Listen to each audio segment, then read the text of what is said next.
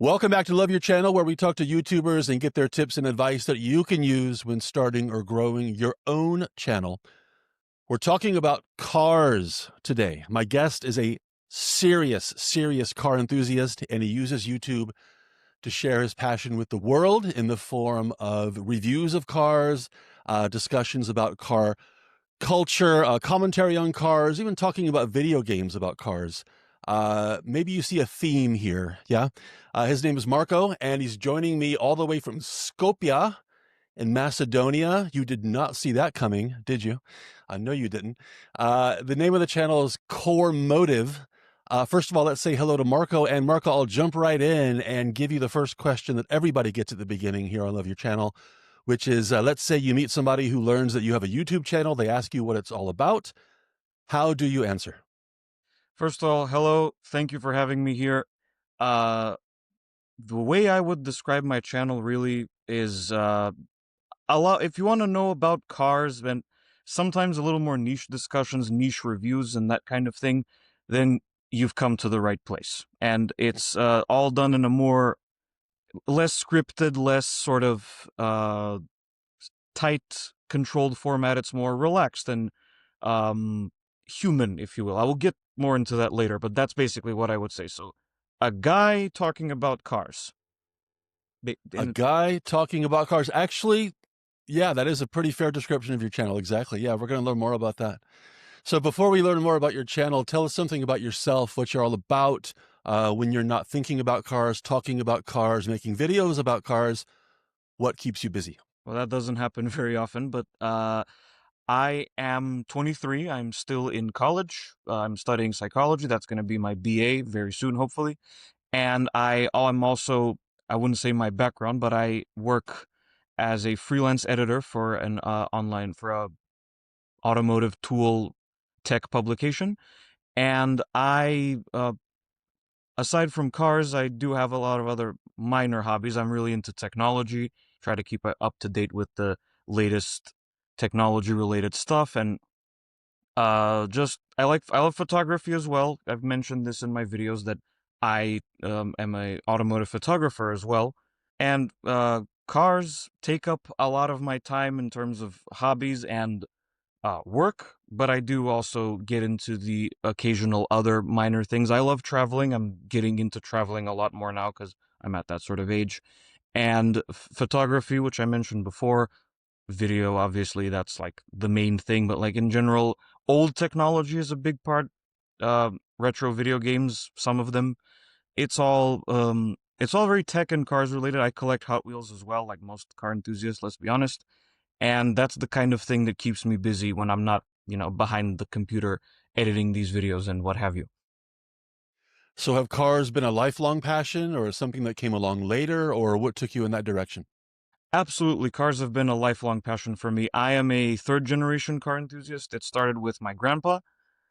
He was a very skilled mechanic, and he was one of the few people in former Yugoslavia that had his own Mercedes Benz, which was a big deal at the time. Nobody really had that. And then my uncle, he's also he's not in the business anymore, but he's also a skilled mechanic. He's currently restoring two different VW Beetles and one Fiat 500. He lives in Italy. He doesn't live here, and I'm kind of the third generation. It all started. I've been on this earth 23 years, and that's how long it's been going on for.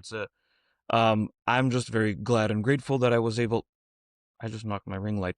I'm just very glad that it was um, a hobby that I could turn into a bigger hobby and something I could share with the world, and eventually a job as well.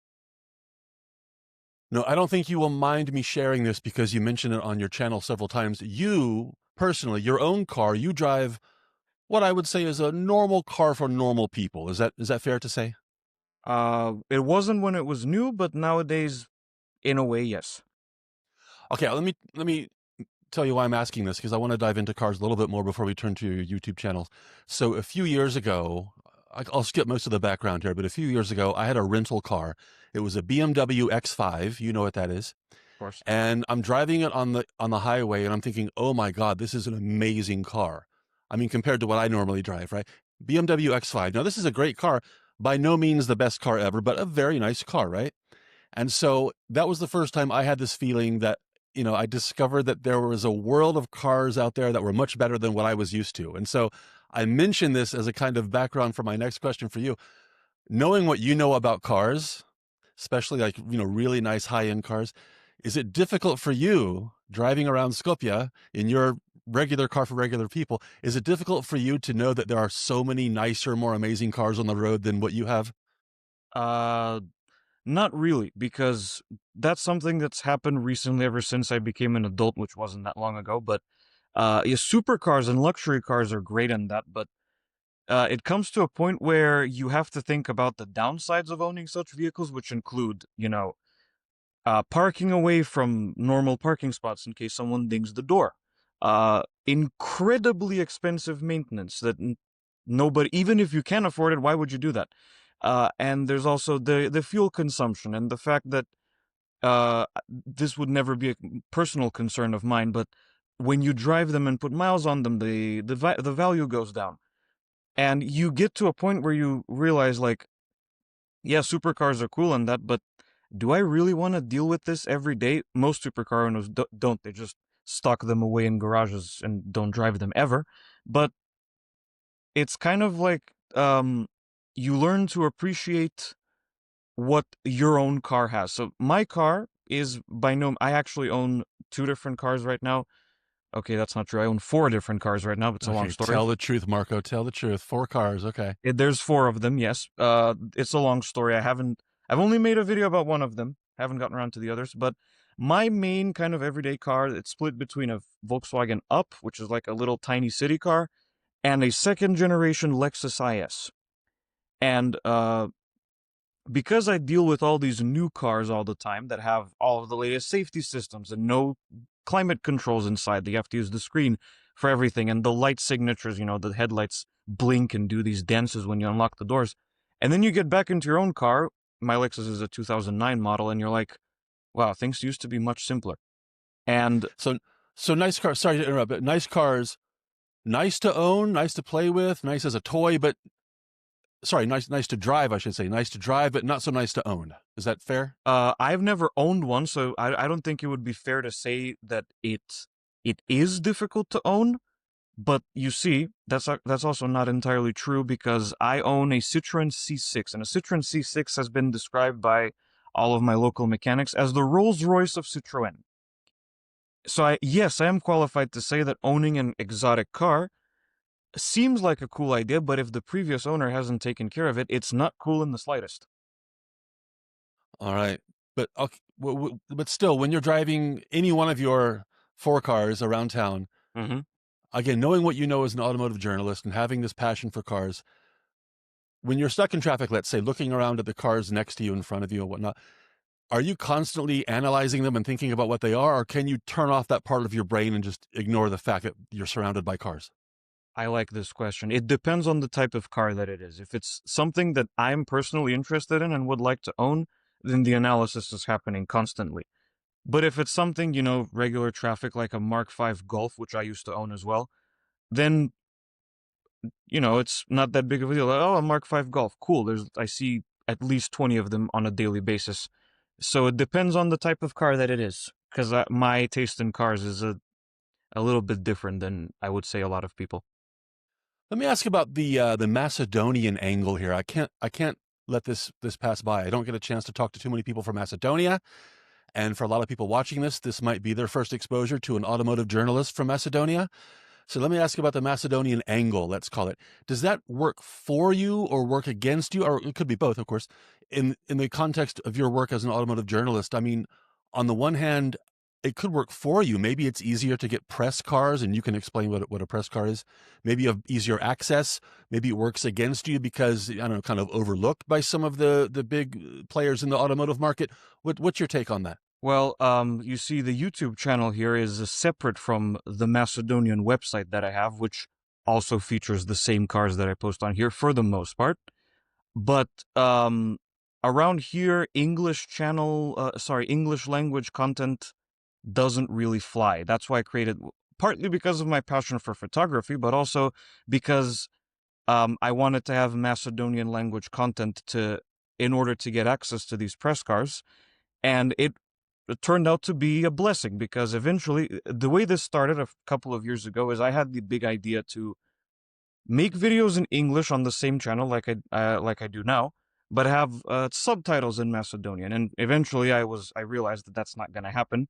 So I created the website, and it proved to be the right thing to do because I managed to get access to these press cars. I should say for everyone watching, a press car is the vehicle that an automaker, or in this case, a dealership, hands out to the press for reviewing and doing test drives.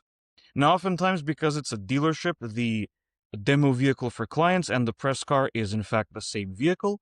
But regardless, that's how we do it around here. And the website and having the content, an alternative content in Macedonian, helped me sort of kick this thing into high gear. But some of the dealers do watch my this channel and these videos, and they have expressed very positive opinions about them, and that's something I'm really glad about. I should have clarified that earlier, Marco, that your channel is in English. Your reviews are in English. Everything on the YouTube channel is in English. But let me ask quickly about something you mentioned just now. You said that you had planned to add Macedonian subtitles, but it wasn't going to work out. Why not? What was the problem with adding Macedonian subtitles? There wasn't no real problem in that. It was just that that was gonna be my only Macedonian content, and because that doesn't really happen around here, I decided to have separate Macedonian content when there's no translation or anything. It's just uh, write-ups, in this case, articles in Macedonian, and then I would keep the YouTube channel separate so I can continue making YouTube videos. That's the Mhm. kind of thing I was because the thing is, I don't need Macedonian subtitles because I check my analytics frequently, and like 0.1 or 0.2% of my audience is from Macedonia. Most of that is family and friends, so not really necessary. Most of my viewership comes from the UK and the US and India and the Okay. Netherlands and places like that. Uh, we're going to jump to your YouTube channel or talking about your YouTube channel in just a moment. But I have these questions. I have to get answers. I'm just curious to know what you Go think ahead. about these things. But given the time considerations, and again, we want to have plenty of time to talk about your YouTube channel, I'm going to make this a rapid fire section. Okay. Yep. I'm going to throw these at you really quickly. I need short, focused answers, the best you can do. Okay. So let's make sure we can get through these questions in just a minute or so. Really quickly, let me run through my rapid fire questions here. According to your channel, what you say on your channel, you have a problem with Tesla. What's your problem with Tesla? So this is, well, it used to be not political at all. I was a bit of a hater on electric cars. I don't like Tesla because partially because of the type of people that drive them and their build quality issues, and as of recently, the political angle. I don't like what the CEO is doing in the slightest. That's basically it. So it's complicated. It is a bit Okay, complicated. you just mentioned my next question was related to electric cars. I need a 2-word answer, or is it a 1-word answer? Whatever. Electric cars, the future or a fad? Somewhere in between. Okay, that was more than 1 word. You just broke the rules, but I'll let it go. That's okay. That's okay. Uh, Next rapid fire question: why does it seem today? And there's no right or wrong answer. I just want your opinion. Why does it seem today that every car is some shade of gray, white, or black? What happened to red cars and blue cars and green cars, etc.? Uh, a lot of it is people think they will struggle to sell the car when the time comes because of its bright color scheme. So everyone goes for the safe colors, and that's why every car on the street is a boring shade of gray or black, sometimes navy blue, things like that. But automakers are trying to bring colorful cars back to life again, and I appreciate them for that. I can remember the 90s when it seemed like no color was off limits. It was like a rainbow everywhere, and now it's like monochrome everywhere. But anyway, okay, 1-word answer. Will Chinese cars be a success? Yes. Okay, I asked for 1 word. I got 1 word. There you go. Next question. 50-50. I was going to guess on this, but I'll get your answer. What do you want? An automatic transmission or a manual transmission? Depends. Depends. Right now, all three of the cars that I drive are manuals, but we have a serious traffic problem around here, and an automatic is always better. That's why I look forward to press cars often because most of them are automatics, if not all of them. But it really depends. Weekend car, manual, daily automatic, that kind of thing. All right, 2 more rapid fire questions. Second to last one. What is the car brand that nobody's talking about that we should be talking about? Good question. I was gonna say BYD, but everyone's talking about BYD. The car brand that everyone should be talking about, but no one is. Does it? Can it be any from any country, any region of the world? Go ahead. Any country is fine. The car brand that we should all be paying attention to right now, I think, one of them. To be honest, I don't really have a straight answer to this question, but because we've gotten to this point now where everyone is talking about every brand, and it's kind of difficult to single out the ones no one talks about, and when no one talks about them, it's because they're not doing so well. Well, that's true too. It's hard to stay off the radar if you're doing something good. Exactly. Okay, so let me rephrase. Let me cheat at my own game. What's the brand everybody's going to be talking about soon? Well, it kind of already started just a couple of days ago. Genesis. Genesis. Yeah. Okay. Check back with you later, see if you're right. Last question on my rapid fire. If you could have any street legal car for yourself, what would it be? The list is so long you wouldn't believe, but right now Well, you got to pick one. Sorry, Marco. I only have money for one. My radar is focused right now on a third generation Audi S3. Third generation Audi S3. Okay. Presently. All right. Nice one. Okay, let's go to your YouTube channel. Tell me, looking back, at what point did YouTube kind of enter the picture for you as a platform where you could share your passion for cars with the world? Now, this is an interesting question, definitely, because I've been making YouTube videos for most of my life. I started kind of messing around with the camera and playing video games on YouTube in like 2008 when I was 6 years old. And I always wanted to make videos, and I always felt like it was an excellent creative outlet for me. So that kind of started with those videos, with old video games. This channel is still on YouTube. I will not disclose the name of it because it's all low quality garbage content, but there was a video on Super Mario 64 on that. There was like a notepad tutorial, how to write a script that shows a Windows error message, that kind of thing. It was random, just a little kid messing around with screen capture software and things like that.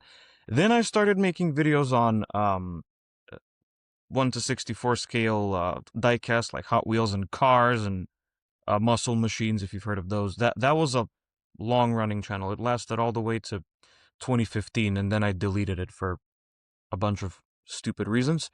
And then I kind of made like a million other channels, and then landed here with it. This channel used to be named Core, just Core, and because it was mostly to do with racing games. But then when I switched the content to cars, I decided to add the motive, meaning automotive, just so nobody gets the wrong impression of what kind of channel it is. And I made the switch in 2021, and that's how I've been going with it ever since then.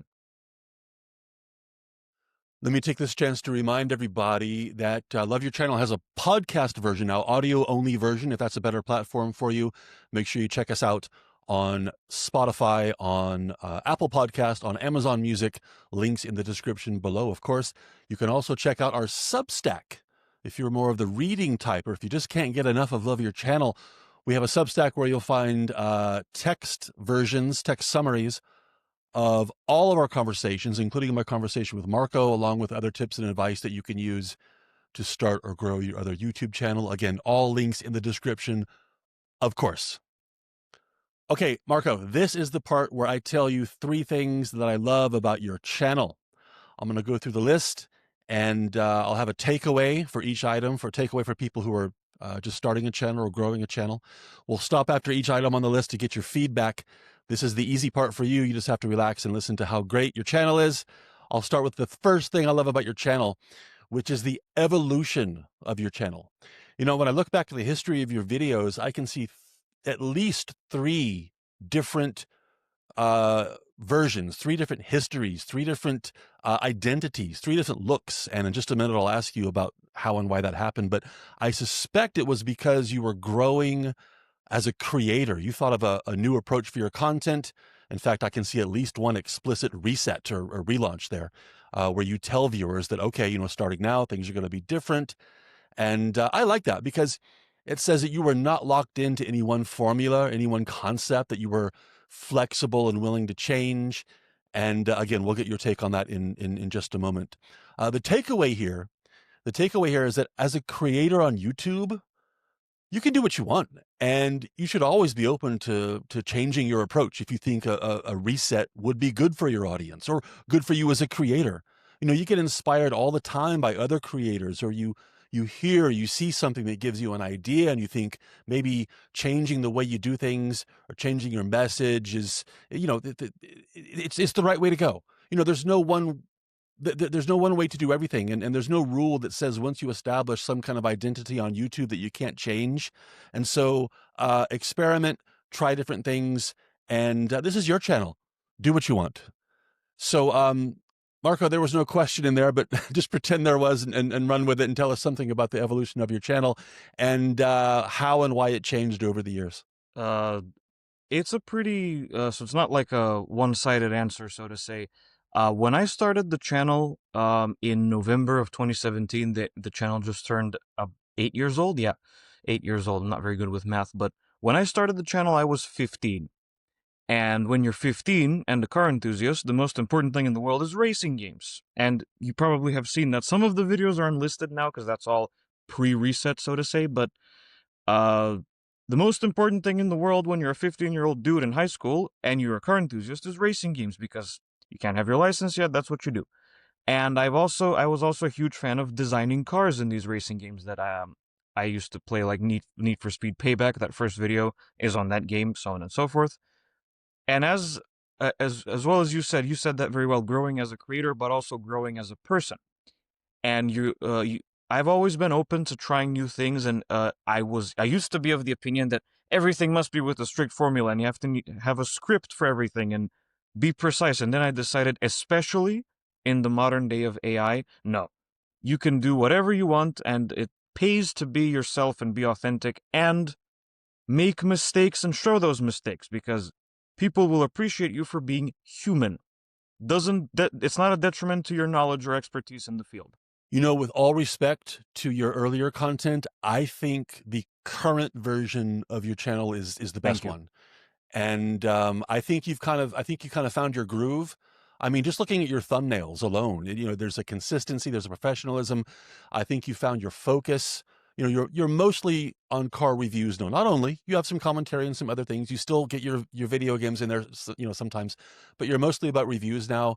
And I think it's the most polished version of your channel. And yeah, I think you're in the good direction. So well done. Thank you so much. The second thing I love about your channel, and here I'm talking about the current version, is the fact that you talk to two audiences. You manage to create content that is accessible for real, true car fanatics like yourself and regular people like me. And I'm really not sure how you do it. I put myself in the second category, again, this is the regular people. And so when, for example, you're reviewing a car that I might buy and drive myself, like my Kia Sportage or Sportage or however you say it, I can relate because I'm interested in what you have to say. And if I was in the market for a car like that, what you say could influence my choice. But at the same time, you get into details that a more car-obsessed person would appreciate. And I'm still interested in that because I still understand what you're talking about, even though I wasn't thinking about it before I started watching the video. And so I think you're in a real sweet spot between two audiences, and that's a good thing for obvious reasons here. And the takeaway here, I think, is equally obvious. It doesn't apply to everybody, but as a creator with your own channel, whatever it may be about, you should always consider the possibility of positioning yourself in the middle between two audiences with different levels of interest or education or background in a certain topic. Maybe, again, not always applicable, but maybe you can talk to beginners and intermediate people, or you can talk to intermediate people and advanced people, right? You got to be careful here, because if you try to go too broad and talk to everybody, that's usually a bad idea. But Korrmotive is a great example of how not only it's possible to appeal to two audiences, but it can be done really effectively and in a subtle way. as well. So again, well done, Marco. Again, no question for you, but just pretend that there Thank was and tell us how you managed to talk to two uh, different audiences at the same thank time. you so much. First of all, really, that's pretty much a direct result of my background, quote unquote, in online media and publishing. So the websites that I work for, um, I'm sure you might be aware how this works, but a lot of websites that post articles, they tend to syndicate on platforms like Yahoo and MSN and things like that. And when you're syndicating your content on those services, you kind of have to appeal to every part of the audience. So you might have people who know about certain things and they're very good in that field and they just want to confirm that what they know is true. But you also have people who are just starting out, gaining interest or want to have the knowledge just in case they need it one day for whatever reason. And you need to have that angle as well. And that kind of became a thing with my videos as well. And I specifically, depending on the car that I'm reviewing, I tend to choose what I say and what I don't say. So, for example, the BMW M2 competition, I mentioned the type of suspension and the engine, the modifications, because generally those are enthusiast cars, and the people that are going to see that video are car enthusiasts. But then when you take a look at cars like the Kia Sportage and all of the many numbers of Chinese cars that I've reviewed, those types of cars tend to attract an audience of uh, I don't want to use something like a bad term here, but people who maybe don't know a lot about cars and they just are looking for advice on what to buy. They just need a mode of transportation. So I keep it simpler in those videos unless it's something that is really worth a mention. And next weekend, I plan to drive the Ineos Grenadier, which is a big, sort of burly old school off-roader, and I will get into more specifics in that video because that's also an enthusiast type of vehicle, and the people that are buying it will want to know, does it have differential locking, and why does it have recirculating ball power steering instead of rack and pinion, and so on and so forth. So this is something you do consciously. This is something that's intentional when you're kind of creating your script, and we'll talk about scripts later as well. But when you are something you do consciously, depending on what car you're going to talk about. Is this a mainstream mass market car? Okay, then the language and the approach should be this. Is this a car fanatic car? Then the language and appropriate the language should be appropriate for their level of interest, et cetera, et cetera. So this is not an accident that you vary your language, let's say. Absolutely, yes. It's a conscious decision because I know the type of video people that are going to be watching that type of car, and I want it to be understood by the target audience. So the third thing I love about your channel is your personality in the content, and this one needs a little bit of explanation. So I think with product review channels, and in a way, your channel is a product review channel. It's part automotive journalism, it's part product review. But with product review channels, it's easy to fall into a routine, maybe a kind of trap of sticking to the facts and just describing things and keeping focused on the product. And of course, the content should be focused on the product, but I think viewers still want to hear a human with a personality doing the talking. And, Marco, you have that. Your opinions, your comments, your experiences, they all help to put your own style, your own stamp on the content. And I like it. I like the fact that I don't feel like I'm listening to a robot describe the features of a car. I like the fact that some occasional sarcasm or a joke or a small reminder that this is a normal person that I can relate to behind the camera. I mean, obviously it can't be too much. I don't want the over the top version of Marco, although of course there are channels that are based on over the top styles and personalities, but that's a different topic. So, yeah, on Korrmotive, I think the balance is just right. And the takeaway here for beginners is that putting some of your personality into your content in a good way helps you better connect with viewers. You have to be careful, of course, about becoming that robot. Using the monotone voice. You can go too far in both directions. But I think having no personality can be more distracting in a strange way for viewers than letting your personality shine through. Always be aware of how your viewers are perceiving you as the host, as the face of your channel. So again, Marco, well done, well done. Is this something that comes naturally to you? You never really thought about it in those terms, or what do you think about putting the Marco stamp on your First of all, thank videos? you for the kind words. So, um, that over-the-top version of Marco that you mentioned, that's just not how I am naturally. It's not my sort of thing. I understand that's that's a lot of people's personalities, and that's fine, but that would be too forced for me. I try to be in my videos as of recently, I try to be like I am in real life. A little bit lost and kind of what am I doing, but also delivering what I want to say the right way. And especially because I feel pretty strongly about over the top personalities, like that's dangerously treading the line towards kids' content. And obviously, kids don't watch reviews of cars, parents do, and stuff like that. You know what I mean? So I'm just trying to unapologetically be myself as much as that's possible. And it doesn't come naturally to me to be over the top. And also, this is a more serious subject matter. Maybe there's some over the top behavior in when I'm playing a video game because we all kind of regress and relive our childhood memories when playing video games. But I try to be serious and I try to sprinkle in a little bit of personality here and there because ultimately, that's what's going to make people stay. They're going to come here for the product reviews, as you said, and what's shown in the video, but they might stay because they like the host of the videos. They like the face that's presenting the channel.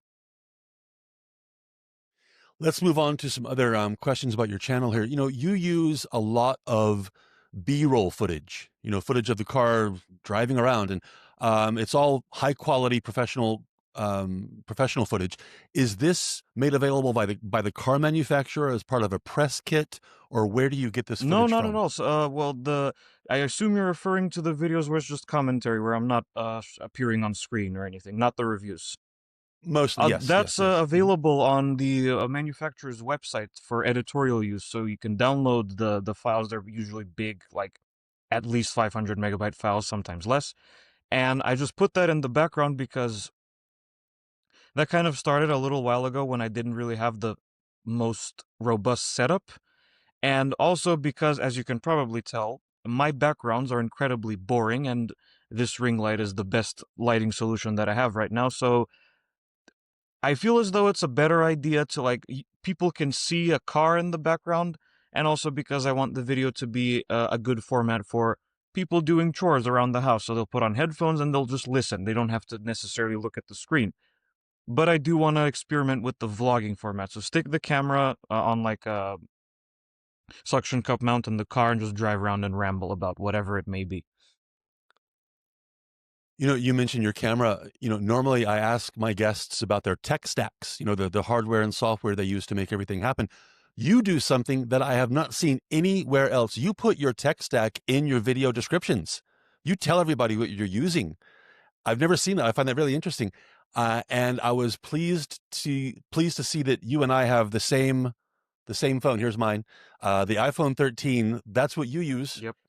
to make your video. I think it looks great. The quality is just fine. And I was thinking that in the restricted confines of a car, it's really convenient to just, you don't need a big rig. You don't need a professional, you don't need professional equipment necessarily to make high quality videos sitting behind the wheel of a car. Um, there's no question. It's an observation. I Thank just you. really like the fact that you show your tech stack.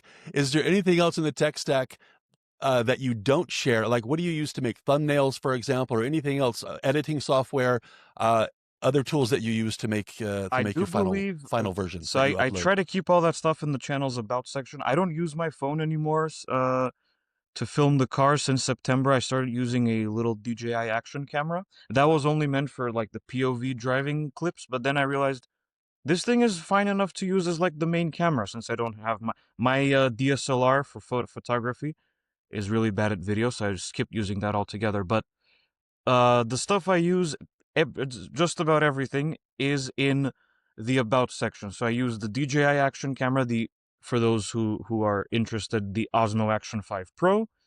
I use the DJI mic minis when I'm appearing in front of the camera, and I use this blue snowball for when I'm doing voiceover. I use Photoshop for the thumbnails and Final Cut Pro 10 to edit the videos, and so that's basically it. And I happen to be of the belief that you don't need the world's best equipment to make good videos. You don't. iPhones have been the best at video for more than a decade. This microphone is still $50 to $60 on most retailers, and I think it sounds great. Yeah, and for you Android people, I'm sure there's an Of equivalent, and I'm course. sure your Android is just fine. Don't let this idea that you need to spend a fortune on equipment before you could get started. Don't let that stop you. Just start with what you have, and don't think you have to spend a fortune on audio, I have video, something to all add the and here, all the rest. Just make it look good. Sure. because I might have sounded bad what I said about the iPhones and their video quality. I used an Android from the summer of 2021 all the way to the almost the very end of 2022, and the videos turned out fine. I didn't like them because I messed up the audio in them and stuff like that. But you can use an Android phone too. Don't be discouraged just because you don't have an iPhone in case you don't have one. Mark, are you trying to start a fight between iOS people and They Android fight people? Come on, anyway. let's keep things I'm not civil here. starting any. They fight anyway. This is true. This is true. This is true. That's a good point.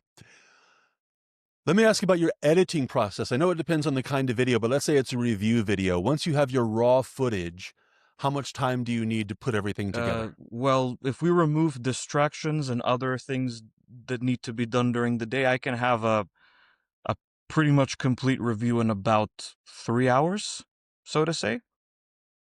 Because there's Not bad. Not not a bad. lot of complicated editing stuff to do. I just put the clips together. I insert the odd joke here and there, sound effects, music on occasion, maybe a little voiceover in case that's needed, and that's really about it.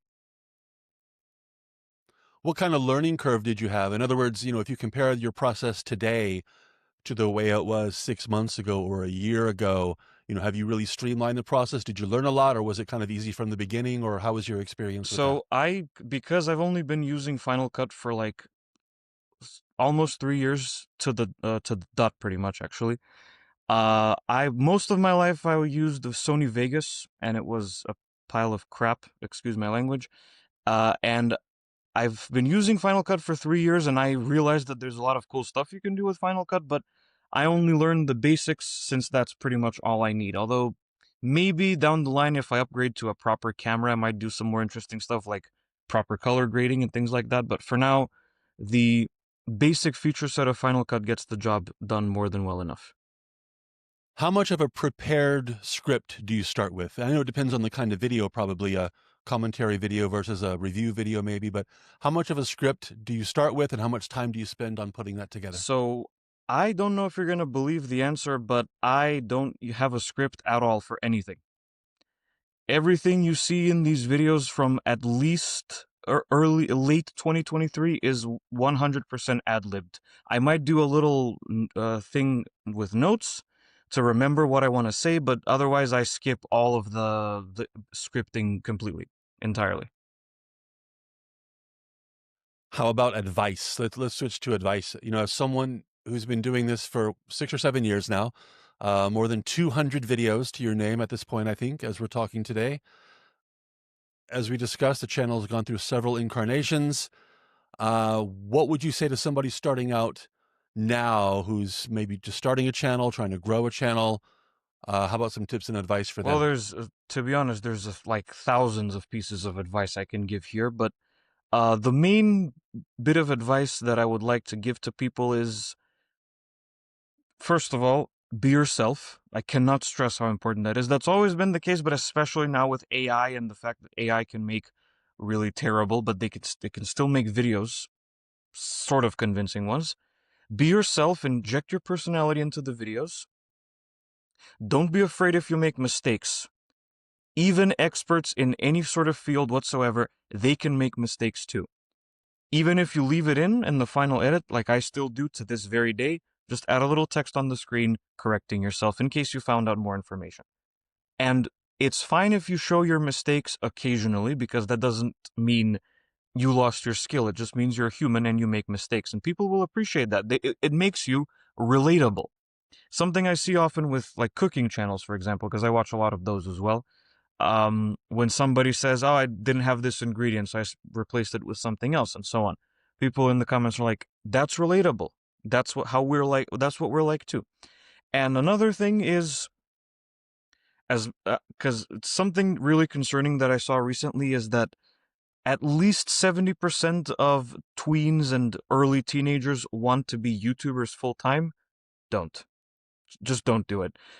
It's not that it's impossible to be a full time YouTuber, far from it, but don't start a YouTube channel thinking that it's going to be your main source of income, because YouTube has a lot of hurdles you need to jump over before you can even start making money at all.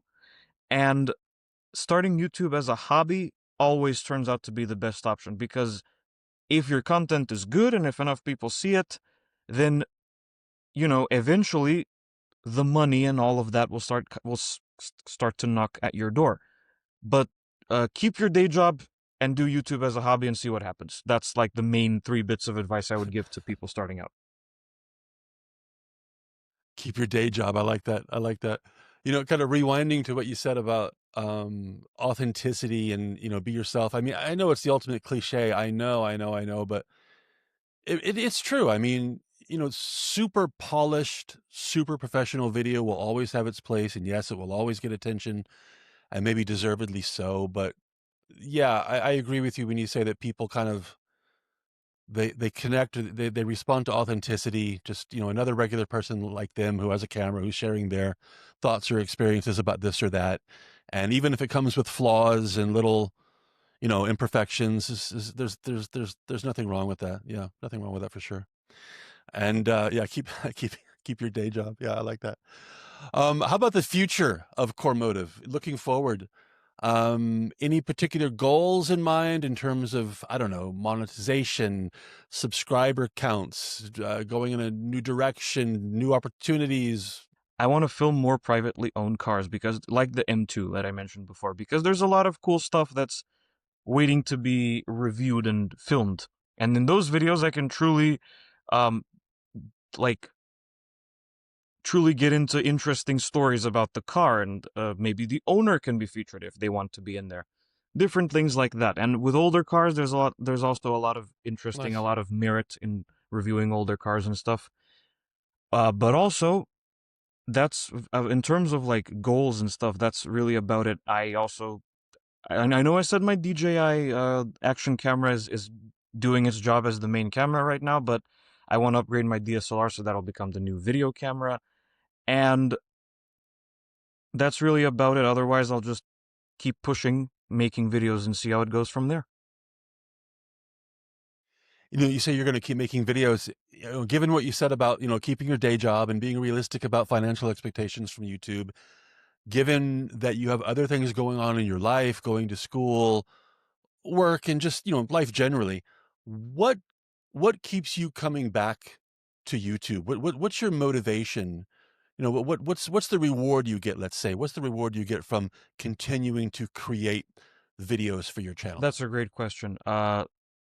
So while there is, as of a couple of years ago, occasional money, that's not the thing that pulls me back in. The thing that pulls me back in is I truly enjoy the art. I grew up looking up to people like Jeremy Clarkson and Chris Harris, Matt Farah, and all of those car journalists, big names in the journalism world. And it's an excellent form of self-expression, because I get to film a video and show all of the good and occasional bad sides of the car. And I truly enjoy the art. It was never really a financial thing for me.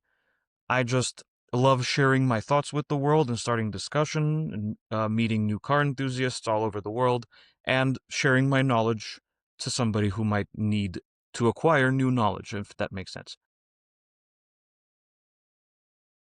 For anybody watching, if you want to check out a really interesting car review channel that takes you into cars that you might not otherwise see. That was my experience. I learned about brands and models that I wasn't aware of, and I would consider myself to be reasonably aware in a mainstream way of these things. I learned a lot from watching Korrmotive. Really interesting, honest reviews, interesting reviews. Marco literally takes you inside the car with him, going over the smallest details, talking about the bigger picture around the brand and what's going on in the industry. Really interesting and informative if you're in the market for a car, if you just want to learn more about the world of cars, if you just want to spend some time, like Marcos mentioned earlier, maybe just listening to the audio as you do some other things around the house or whatever. Check out Korrmotive, link in the description, of course.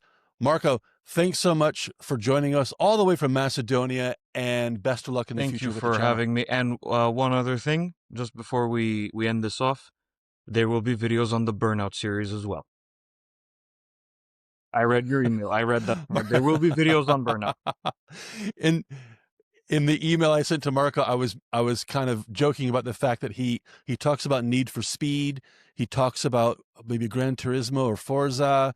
He talks about, what's the other one? There's another car video game franchise. He didn't talk about Burnout, which is my favorite by far. Burnout Revenge, best video game ever for cars in my humble opinion. But Burnout doesn't get any love on Marco's channel. Hope that's going to change. Well, It will, good to hear. Thanks so of much for course. that, Marco. Burnout Revenge, best game ever. Thanks everybody for watching. Love your channel. Don't forget to check us out on podcast, on Spotify, on Apple Podcast, on Amazon Music. Links in the description. Check out our Substack, and we'll see you next time on Love Your Channel.